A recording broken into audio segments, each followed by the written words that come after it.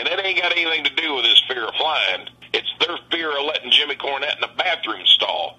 That's what it is. Isn't he actually in Shepherdsville tonight, doing a show? Well, according to documents floating around the internet, and then from what I've heard on the radio, Jim Cornette and TNA are in Shepherdsville, Kentucky tonight, putting on a wrestling show. And oh, really? As a matter of fact, many people at TNA contacted me and asked me to be there tonight. And I said, you know what? I could do that. I could show up at this TNA event, stand in the middle of that ring, make an announcement, and challenge Jimmy Cornette to come down to that ring.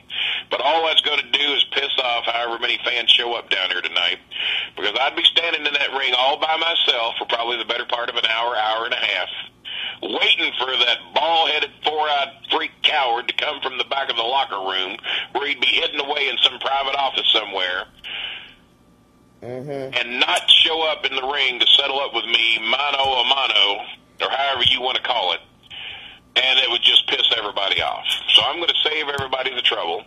I'm going to stay here at my home, my wrestling company with Ohio Valley Wrestling, the company that I put on the map, the company that I've done 500 one-hour shows for, 8 two-hour shows for, 104 30-minute shows for a total of like 612 television shows. And Cornette, who's hanging on by a thread down there at TNA, and let's face it, fans, he's going to be lucky to be there another 90 days. Oh. Eventually, his contract is going to come up for renewal. Okay. And they're going to say, well, we're either better or we're worse with Jimmy Cornette. And they're going to realize we're a better company without him, just like every other company has done up till now.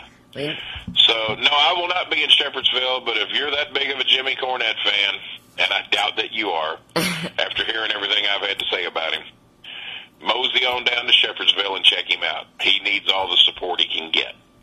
I don't need your support. I've already got 100,000 on a couple of radio stations, and the millions that get my show in the tri-state on the CW who love, adore, and hang on every word I say.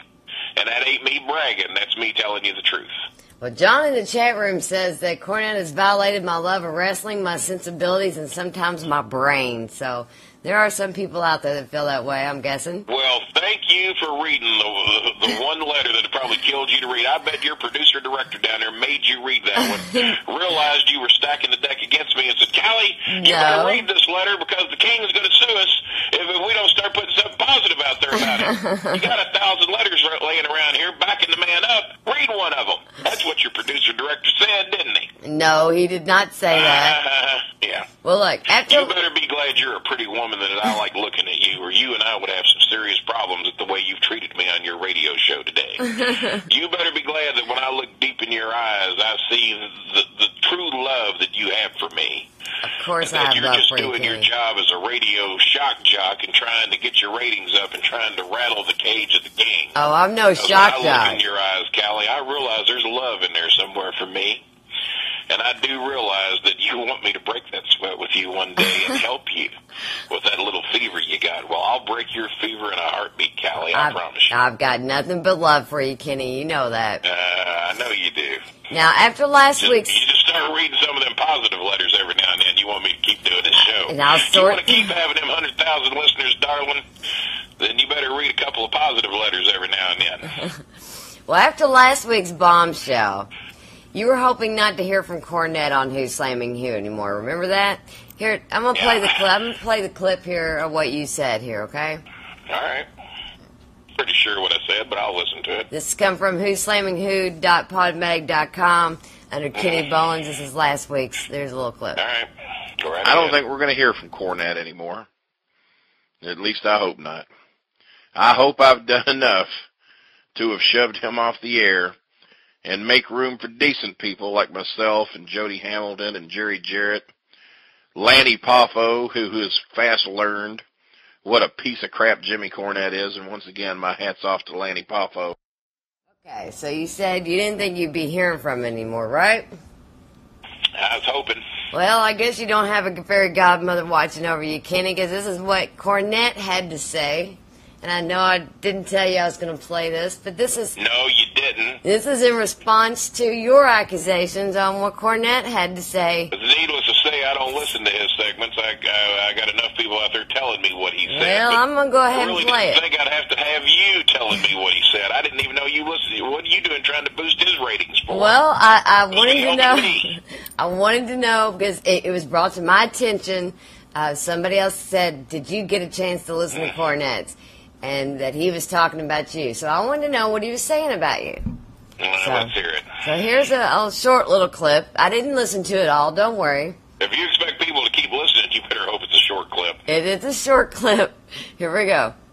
But if I was Kenny Bolin, I just want to make mention of this. If I was Kenny Bolin, I'd be out here going, yeah, I've got the #1 rated show and more people listen to me and blah, blah, blah, because he's just like that. He wants to, crow about everything. But he doesn't have the most listened to segment anymore because I do. And I take great pride in that. I don't want to say that I'm #1 and I'm Rush Limbaugh and I'm this and that, but I'm better than Kenny Bolin. I'm going to say that because it's obvious that I've gotten under his skin with this. It's obvious that he's got these statistics and he's read them and heard about them and all the talk. Because the reason why it's obvious is because he went so low that I swear to God he'd have to reach up to touch bottom last week on the program, as you say, lower than a snake's belly in a wagon rut, lower than the Dow Jones Industrial Average at the end of yesterday.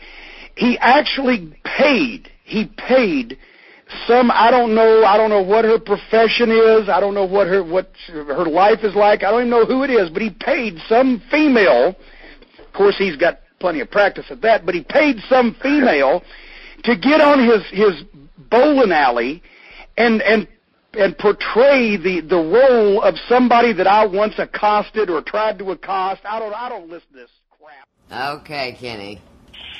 So you mean to tell me because that known liar, professed liar, has lied everywhere he's ever been, lied about every company he's ever been with, put them all out of business, worthless little piece of crap, who comes on there and says that his segment is rated higher than mine. That's what he said.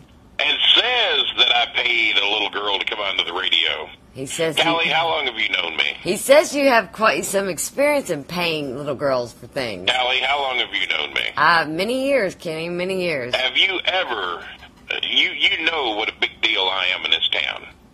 Have you ever seen $1 come out of my pocket at a restaurant, at a movie theater, no, at a comedy club, at a football game, baseball game, basketball game, presidential conversation, presidential meeting, at the theater for the arts, at the ballet? Have you ever seen $1? Peter Frampton concert, Casey and the Sunshine Band, Earth, Wind and Fire, Pat Benatar, the Kentucky State Fair. Have you ever seen $1 come out of my pocket? No, actually, we usually we all get in free. God's honest truth, isn't it, Callie? Yeah, this is true. I don't pay for anything in this town. I don't pay for the Cadillac I drive. I don't pay for the home I live in. And I take great pride in that because people respect me and love me in this town, and they give me everything I want. I don't even need money. I don't know why I pack any. I don't need it. I tip a few waitresses here and there. So you really think for 1 minute that I'd have to pay a little girl to come on and lie about Jimmy? No, I don't think it, no. Or that I even would. No. I don't pay for nothing, Callie. And his insinuations that I got to pay for sex, that's a little something that he might need to be looking into. He's the one that likes to go to Las Vegas and buy the cheap whores that run all over Las Vegas. He's the one you can see cruising up and down 7th Street in Louisville, Kentucky on a lonely Saturday night, looking for some girl to spend a little quality time with. He's the one that lives that lifestyle, not the king. I have good quality females in my life, such as DJ Callie and some other people that I won't name because they may not want me to. They might be a little embarrassed knowing that the king has mentioned their name on the radio and that they like to spend quality time with a big television star. So, but I know you don't mind, Callie. No, I don't mind at all. I know whenever you come to Louisville, you take great pride and honor being seen sitting at a table with me, signing autographs around the area here. And that's right. Matter of fact, I take great pride being seen with you. You're a beautiful woman. You're a good woman when you want to be. When you're not trying to ambush me on your radio show. I'm not trying to ambush. I'm just trying to get the truth out there. Ride my coattails as far as you can ride them. If you can get an extra 15,000, 20,000 listeners because you asked the tough questions, that's okay, honey. You can't ask anything that I can't.